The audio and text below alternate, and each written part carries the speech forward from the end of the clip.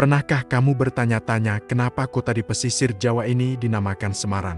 Jawabannya ada dalam sebuah kisah dari akhir abad ke-15. Saat itu, seorang pangeran sakti dari kerajaan Demak bernama Raden Pandanarang berkelana ke arah barat.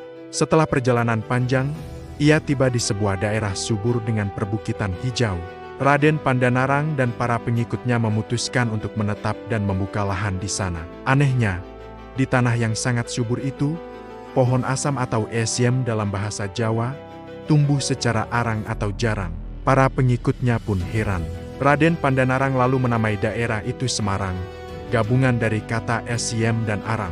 Sejak saat itu, daerah ini berkembang pesat menjadi pusat perdagangan penting dan Raden Pandanarang diangkat menjadi bupati pertama. Nama Semarang pun abadi, menjadi pengingat akan keajaiban pohon asam yang tumbuh jarang di tanah yang diberkati. Terima kasih sudah menyimak. Jangan lupa subscribe ya.